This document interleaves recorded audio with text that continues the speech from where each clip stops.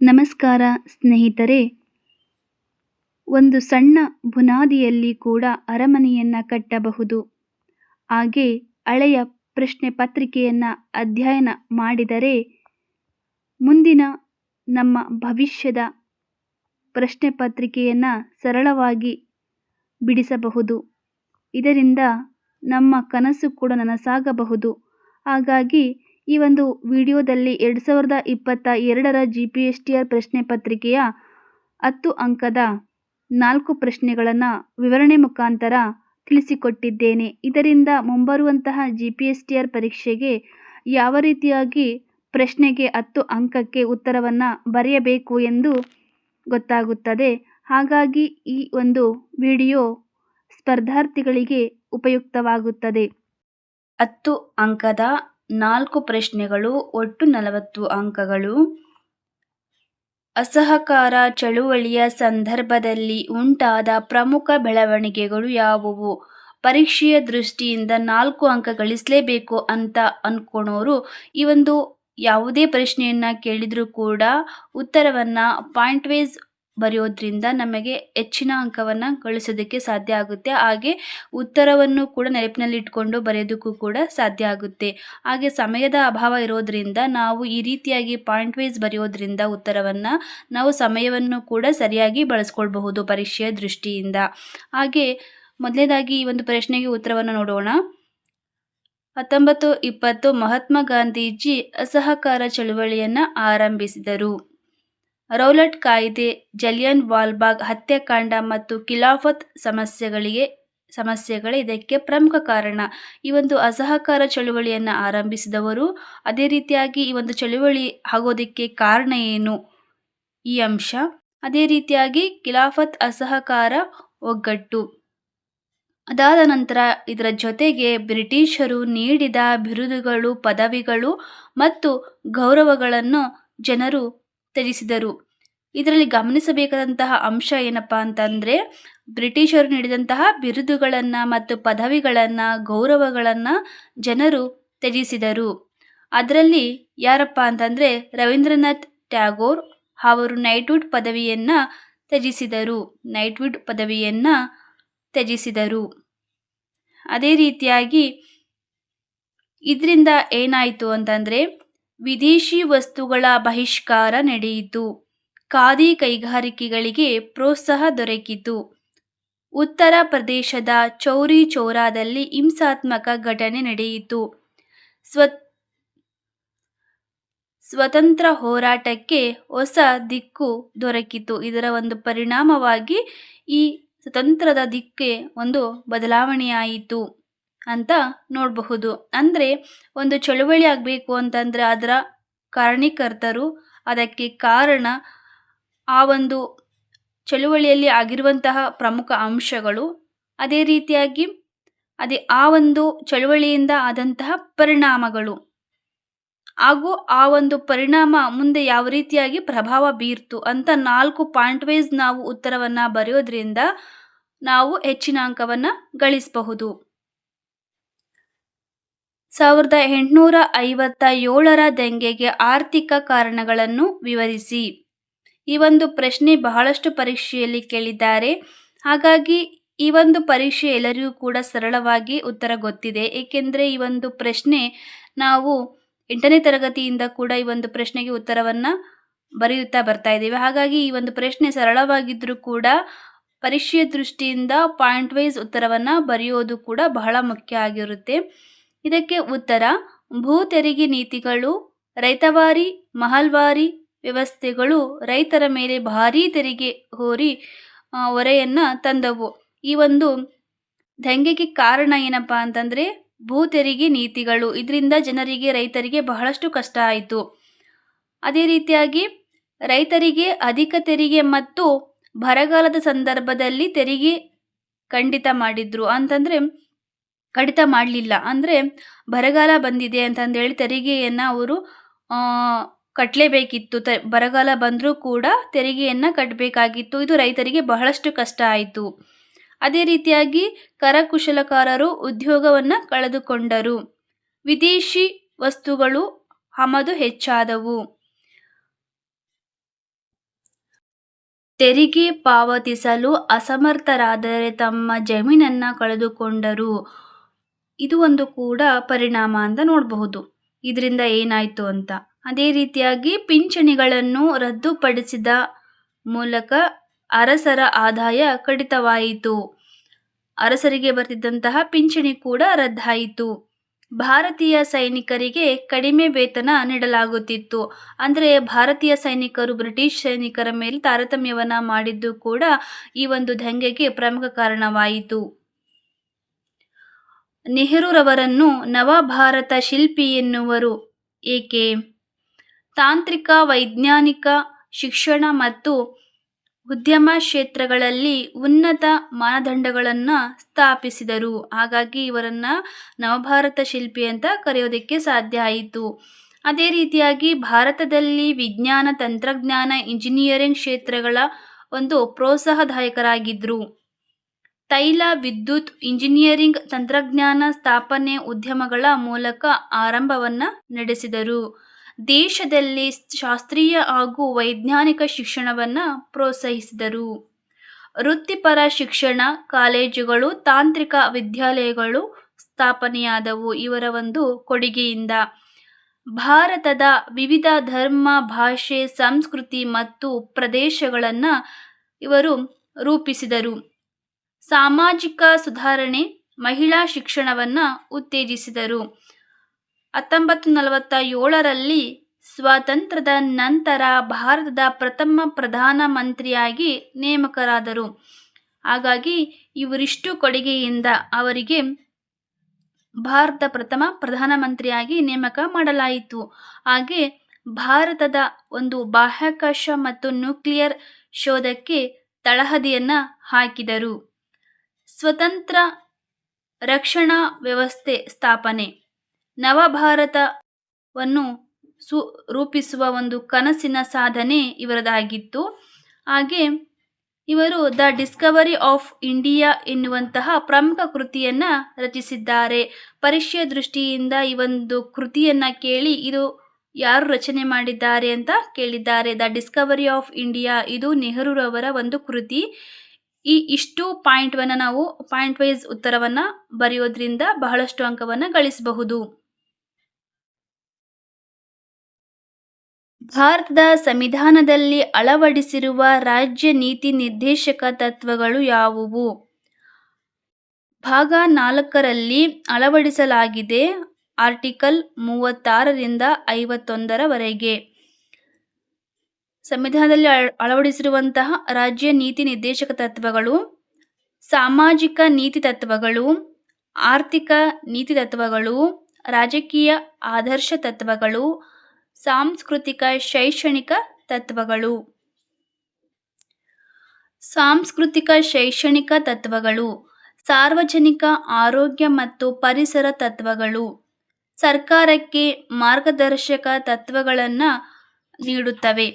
ಹಾಗೆ ಸರ್ಕಾರದ ನೀತಿಗಳು ಮತ್ತು ಕಾನೂನುಗಳಲ್ಲಿ ಸಾಮಾಜಿಕ ನ್ಯಾಯ, ಆರ್ಥಿಕ ಸಮಾನತೆ ಮತ್ತು ಸಾರ್ವಜನಿಕ ಕಲ್ಯಾಣವನ್ನು ಒತ್ತಿ ಹೇಳುವಂತೆ ವಿನ್ಯಾಸಗೊಳಿಸಲಾಗಿದೆ. ಸಮಾಜದ ಸ್ತರಗಳಲ್ಲಿ ನ್ಯಾಯ, ಸಮಾನತೆ ಮತ್ತು ಕಲ್ಯಾಣ ಸಾಧಿಸಲು ಮಾರ್ಗದರ್ಶಕ ಆಗಿದ್ದು, ಸರ್ಕಾರದ ಕಾನೂನು ಮತ್ತು ನೀತಿಗಳ ನಿರ್ಮಾಣದಲ್ಲಿ ಪ್ರೇರಣೆಯಾಗಿ ಕೆಲಸ ಮಾಡುತ್ತದೆ. ಇಷ್ಟು ಪಾಯಿಂಟ್ಗಳು ಕೂಡ ನಿಮಗೆ ನೆನಪಿಲ್ಲ ಅಂತಂದ್ರೂ ಕೂಡ ಎಷ್ಟು ನೆನಪಿರುತ್ತೋ ಅಷ್ಟು ಪಾಯಿಂಟ್ಗಳನ್ನು ಬರೆದು ಅದು ಯಾವ ರೀತಿಯಾಗಿ ಉಪಯೋಗ ಆಗುತ್ತೆ ಜನರಿಗೆ ಅನ್ನೋದನ್ನು ಸ್ವಲ್ಪ ಬರೆಯೋದ್ರಿಂದ ಅಂಕವನ್ನು ಗಳಿಸಬಹುದು. ರಾಜ್ಯಪಾಲರ ಅರ್ಹತೆ ಮತ್ತು ಅಧಿಕಾರವನ್ನು ವಿವರಿಸಿ. ಅರ್ಹತೆ: ಭಾರತೀಯ ನಾಗರಿಕರಾಗಿರಬೇಕು, ಕನಿಷ್ಠ 35 ವರ್ಷ ವಯಸ್ಸಾಗಿರಬೇಕು, ರಾಜ್ಯದ ಸದಸ್ಯರೊಬ್ಬರಾಗಿ ಇರುವುದು ಅಗತ್ಯವಿಲ್ಲ. ಆಯ್ಕೆ ಪ್ರಕ್ರಿಯೆ: ರಾಜ್ಯಪಾಲರನ್ನು ರಾಜ್ಯದ ಅಂದರೆ ಭಾರತದ ಅಧ್ಯಕ್ಷರು ನೇಮಿಸುತ್ತಾರೆ. 5 ವರ್ಷ ಇವರ ಆಡಳಿತ ಅವಧಿ. ಇದನ್ನು ಆರ್ಟಿಕಲ್ 156(3) ನಾವು ನೋಡಬಹುದು. ಅಧ್ಯಕ್ಷರು ಒಪ್ಪಿದರೆ ಅವರನ್ನು ಪದಚ್ಯುತಗೊಳಿಸಬಹುದು ಸಂವಿಧಾನದ ಆಜ್ಞೆಯಂತೆ. ಅಧ್ಯಕ್ಷರು ಅಂತಂದ್ರೆ ಇಲ್ಲಿ ರಾಷ್ಟ್ರಪತಿಯವರ ಒಂದು ಒಪ್ಪಿಗೆಯ ಮೇರೆಗೆ ಇವರನ್ನ ಅಧಿಕಾರದಿಂದ ಪದಚ್ಯುತಗೊಳಿಸಬಹುದು. ರಾಜ್ಯಪಾಲರ ಅಧಿಕಾರಿಗಳು ವಿಧಾನಸಭೆ ವಿಧಾನಮಂಡಲ ಅಧಿವೇಶನ ಕರೆಸಲು ಇವರಿಗೆ ಅಧಿಕಾರ ಇದೆ. ಕಾನೂನುಗಳ ಮೇಲೆ ಸಹಿ ಹಾಕುವುದು, ರಾಜ್ಯದ ಮುಖ್ಯಮಂತ್ರಿಗೆ ಆದೇಶ ನೀಡುವ ಅಥವಾ ಸಲಹೆ ನೀಡುವ ಅಧಿಕಾರ, ರಾಜ್ಯದ ಇಲಾಖೆಗಳ ಕಾರ್ಯನಿರ್ವಹಣೆಯಲ್ಲಿ ನೇತೃತ್ವ, ಮರಣ ಶಿಕ್ಷೆ ಇರುವ ಕೇಸ್ನಲ್ಲಿ ಕ್ಷಮಾಪಣೆಯ ಶಕ್ತಿ, ರಾಜ್ಯದಲ್ಲಿ ತುರ್ತು ಪರಿಸ್ಥಿತಿ ಜಾರಿಗೆ ಸಹಾಯ. ರಾಜ್ಯಪಾಲರು ದೇಶದ ಅಧ್ಯಕ್ಷರ ಉಪಸ್ಥಾಪಕವಾಗಿ ಕಾರ್ಯವನ್ನು ನಿರ್ವಹಿಸುತ್ತಾರೆ. ಅಸ್ಪೃಶ್ಯತಾ ನಿವಾರಣೆಗೆ ಶಾಸನಾತ್ಮಕವಾಗಿ ಕೈಗೊಂಡಿರುವ ಕ್ರಮಗಳನ್ನು ತಿಳಿಸಿ. ಅಸ್ಪೃಶ್ಯತಾ ನಿವಾರಣೆಗೆ ಶಾಸನಾತ್ಮಕವಾಗಿ ಕೈಗೊಂಡಿರುವಂತಹ ಕ್ರಮಗಳಲ್ಲಿ ಮೊದಲನೇ ಪಾಯಿಂಟು ಸಂವಿಧಾನಾತ್ಮಕ ಕ್ರಮಗಳು. ಇದು ಆರ್ಟಿಕಲ್ನಲ್ಲಿ 15 ಯಾವುದೇ ವ್ಯಕ್ತಿಯನ್ನು ಜಾತಿ, ಧರ್ಮ, ಲಿಂಗ, ಜನ್ಮಸ್ಥಳ ಅಥವಾ ಪಂಗಡ ಆಧರಿಸಿ ವಿಭಜಿಸಬಾರದು. ಸಾರ್ವಜನಿಕ ಸ್ಥಳಗಳಲ್ಲಿ ಅಸ್ಪೃಶ್ಯತೆ ತಡೆ ವಿರೋಧಿಸುತ್ತಾರೆ. ಆರ್ಟಿಕಲ್ 17ರಲ್ಲಿ ಅಸ್ಪೃಶ್ಯತೆಯ ಉಪನ್ಯಾಸ ಯಾವುದೇ ರೂಪದಲ್ಲಿ ಕಾನೂನುಬದ್ಧವಾಗಿ ನಿಷಿದ್ಧ. ಶೋಷಣಾತ್ಮಕ ಆಚರಣೆಗಳಿಗೆ ಕಾನೂನು ಶಿಕ್ಷೆ ಇದೆ. ಶೋಷಣಾತ್ಮಕ ಒಂದು ಆಚರಣೆಯನ್ನ ಮಾಡುವಂತಿಲ್ಲ, ಕಾನೂನಿನ ಪ್ರಕಾರ ಅದು ವಿರುದ್ಧ. ಆರ್ಟಿಕಲ್ 46 ದೀನ, ದಲಿತ ಮತ್ತು ಶೋಷಿತ ವರ್ಗಗಳ ಅಭಿವೃದ್ಧಿ ಮತ್ತು ಶೈಕ್ಷಣಿಕ, ಆರ್ಥಿಕ ಮತ್ತು ಸಾಂಸ್ಕೃತಿಕ ಹಿತಸಾಧನೆ. ಕಾನೂನು ಕ್ರಮಗಳು. ಅಸ್ಪೃಶ್ಯತೆ ವಿರುದ್ಧ ಕಾನೂನುಗಳು 1976 protection of civil rights act ಎಂದು ಮರು ಹೆಸರಿಸಲಾಯಿತು. ಶಿಕ್ಷೆ, ಜೈಲು ದಂಡ ವಿಧಿಸುವಂತಹದ್ದು.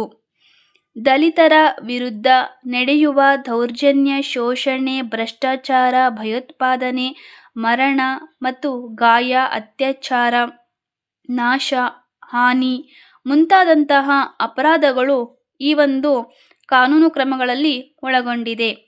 ಶಿಕ್ಷಣ, ಉದ್ಯೋಗ ಮತ್ತು ಆಡಳಿತದಲ್ಲಿನ ಒಂದು ಮೀಸಲು. ಆರ್ಟಿಕಲ್ 15/4, 16/4 ಮೂಲಕ 50 ಅದೇ ರೀತಿಯಾಗಿ ಈ ಒಂದು ST SC ಅಂದರೆ ಪರಿಶಿಷ್ಟ ಜಾತಿ ಪರಿಶಿಷ್ಟ ಪಂಗಡದ ಒಂದು ಪರಿಶಿಷ್ಟ ಜಾತಿ ಪರಿಶಿಷ್ಟ ಪಂಗಡದವರಿಗೆ ಮೀಸಲಾತಿಯ ಒಂದು ವ್ಯವಸ್ಥೆಯನ್ನ ಶಿಕ್ಷಣದಲ್ಲಿ, ಉದ್ಯೋಗದಲ್ಲಿ, ಆಡಳಿತದಲ್ಲಿ ಮೀಸಲನ್ನ ಕೊಡಲಾಗಿದೆ. ಅದೇ ರೀತಿಯಾಗಿ ಭಾರತವು ಅಸ್ಪೃಶ್ಯತೆಯನ್ನು ಸಂವಿಧಾನದಿಂದ ನಿಷೇಧಿಸಿತು. ಕಾನೂನು ಮೂಲಕ ಕಠಿಣ ಶಿಕ್ಷೆ ವಿಧಿಸಿ ಮತ್ತು ಮೀಸಲು ಮತ್ತು ಸಾಮಾಜಿಕ ಕಲ್ಯಾಣ ಯೋಜನೆಗಳ ಮೂಲಕ ಶೋಷಿತ ವರ್ಗಗಳ ಸಬಲೀಕರಣವನ್ನು ನಡೆಸುತ್ತದೆ. ಭಾರತದಲ್ಲಿ ನಿರುದ್ಯೋಗಕ್ಕೆ ಕಾರಣಗಳು ಹಾಗೂ ಪರಿಣಾಮಗಳನ್ನು ವಿವರಿಸಿ. ನಿರುದ್ಯೋಗ ಅಂತಂದರೆ ಕೆಲಸ ಇಲ್ಲದೆ ಇರುವಂತಹದ್ದು. ಆ ಒಂದು ನಿರುದ್ಯೋಗಕ್ಕೆ ಕಾರಣ ಆರ್ಥಿಕ ಕಾರಣಗಳು, ಉದ್ಯೋಗ ಸೃಷ್ಟಿ ಕಡಿಮೆ ಆಗುವಂತಹದ್ದು, ಸಂಸ್ಥೆಗಳು ಹೊಸ ಹೂಡಿಕೆ ಕೊರತೆ, ಕೃಷಿ ಆಧಾರಿತ ನೌಕರಿ ನಿರಂತರವಲ್ಲ. ಶೈಕ್ಷಣಿಕ ಮತ್ತು ಕೌಶಲ್ಯ ಸಂಬಂಧಿತ ಕಾರಣಗಳು. ಶಿಕ್ಷಣಕ್ಕೆ ಸಂಬಂಧಿಸಿದಂತೆ ಉದ್ಯೋಗವಿಲ್ಲ, ನೌಕರಿ ಸೃಷ್ಟಿಸುವ ಉದ್ಯೋಗ ಸಿದ್ಧತೆ ಕಡಿಮೆ. ಸಾಮಾಜಿಕ ಮತ್ತು ಜಾಗತಿಕ ಕಾರಣಗಳು. ಜನಸಂಖ್ಯೆ ಹೆಚ್ಚಳ, ಉದ್ಯೋಗಗಳಿಗೆ ಹೆಚ್ಚು ಅಭ್ಯರ್ಥಿಗಳು, ನಗರೀಕರಣದಿಂದ ಗ್ರಾಮೀಣದ ಒಂದು ಪ್ರದೇಶದಲ್ಲಿ ಉದ್ಯೋಗದ ಕೊರತೆ, ಮಹಿಳೆಯರಿಗೆ ಉದ್ಯೋಗ ಸೃಷ್ಟಿಯ ಕೊರತೆ. ಪರಿಣಾಮಗಳು ಇದರಿಂದ ಏನಾಗುತ್ತಪ್ಪ ಅಂತಂದರೆ ಆರ್ಥಿಕ ಪರಿಣಾಮ ಉಂಟಾಗುತ್ತೆ. ಆದಾಯದ ಕೊರತೆ, ಆರ್ಥಿಕ ಅಸ್ಥಿರತೆ, ಸಾಮಾಜಿಕ ಪರಿಣಾಮಗಳು, ಅಪರಾಧ, ಕಳ್ಳತನ ಹೆಚ್ಚಾಗುತ್ತವೆ. ಸಾಮಾಜಿಕ ಅಶಾಂತಿ ಮತ್ತು ಹಿಂಸೆ, ವ್ಯಕ್ತಿತ್ವದಲ್ಲಿ ಕುಗ್ಗಿ ಹೋಗುತ್ತಾನೆ. ರಾಷ್ಟ್ರದ ಒಂದು ಯೋಜನೆಗಳು ಕಾರ್ಯರೂಪಕ್ಕೆ ಬರುವುದಿಲ್ಲ. ನಿರುದ್ಯೋಗವು ಆರ್ಥಿಕ, ಶೈಕ್ಷಣಿಕ, ಸಾಮಾಜಿಕ ಮತ್ತು ಆಡಳಿತಾತ್ಮಕ ಕಾರಣಗಳಿಂದ ಉಂಟಾಗುತ್ತದೆ ಮತ್ತು ಇದು ಆರ್ಥಿಕ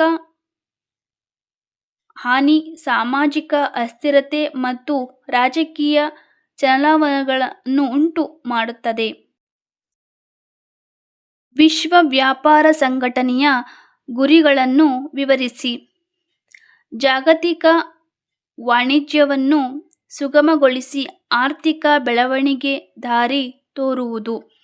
ದೇಶಗಳ ನಡುವೆ ವ್ಯಾಪಾರ ಸಂಬಂಧಿತ ಕಾನೂನುಗಳು ಸಮನ್ವಯವಾಗಿರಬೇಕು.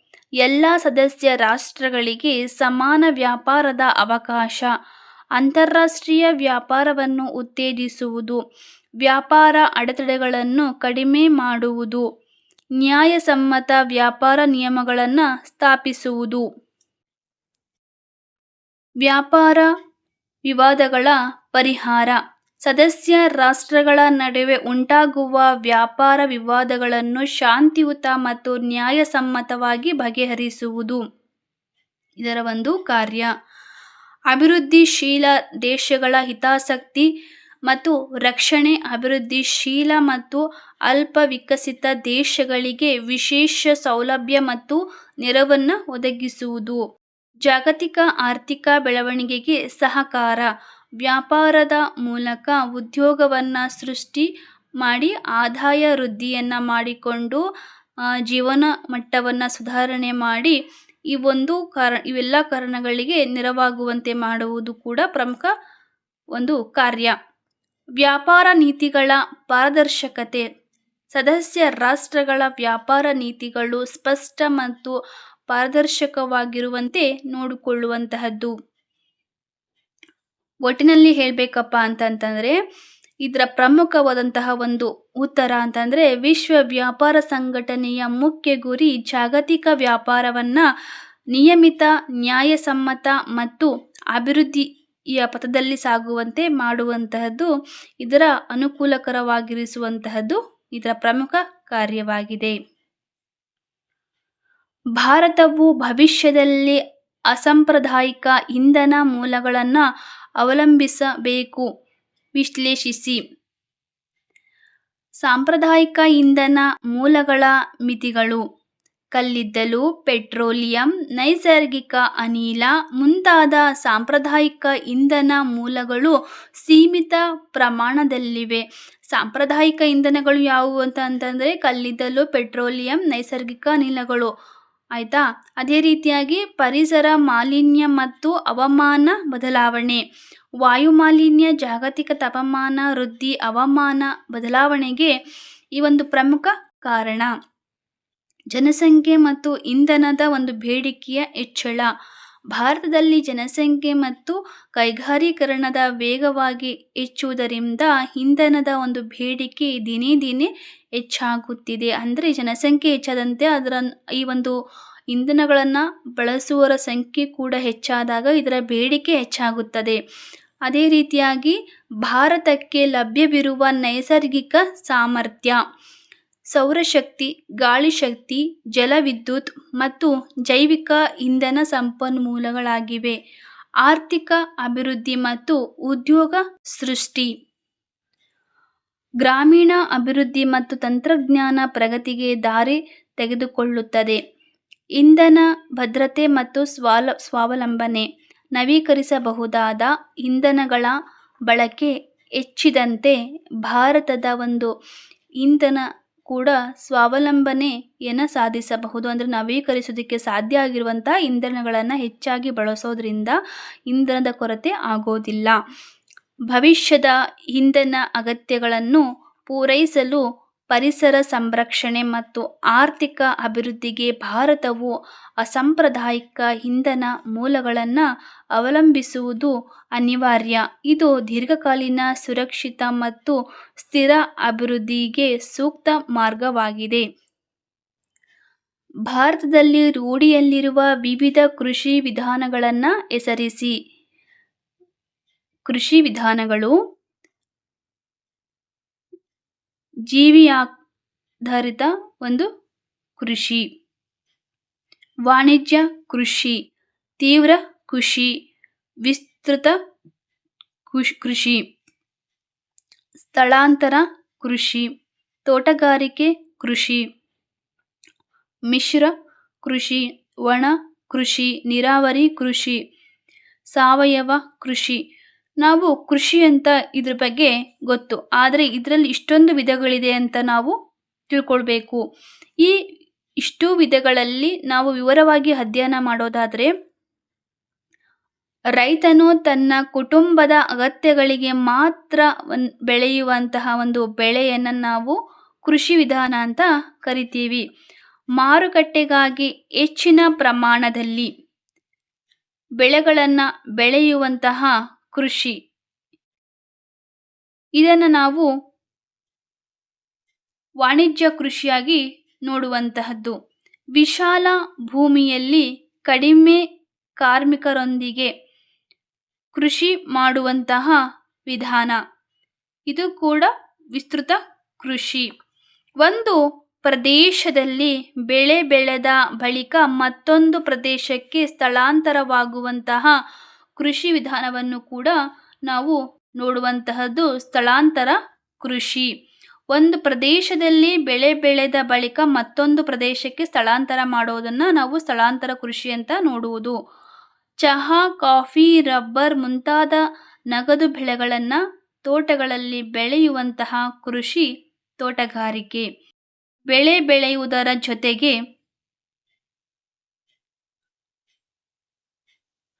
ಪಶುಪಾಲನೆಯನ್ನು ನಡೆಸುವಂತಹ ಕೃಷಿ, ಇದನ್ನು ನಾವು ಮಿಶ್ರ ಕೃಷಿ ಅಂತ ನೋಡೋದು.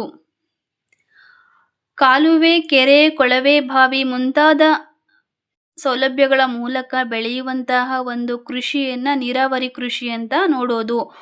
ರಾಸಾಯನಿಕ ಗೊಬ್ಬರಗಳಿಲ್ಲದೆ ನೈಸರ್ಗಿಕವಾಗಿ ಗೊಬ್ಬರಗಳನ್ನು ಬಳಸಿ ಮಾಡುವಂತಹ ಕೃಷಿ ವಿಧಾನವನ್ನು ನಾವು ಸಾವಯವ ಕೃಷಿ ಪದ್ಧತಿ ಅಂತ ನೋಡೋದು. ಒಟ್ಟಿನಲ್ಲಿ ಕೃಷಿ ಪದ್ಧತಿಯಿಂದ ಬಹಳಷ್ಟು ಉಪಯೋಗ ಇದೆ.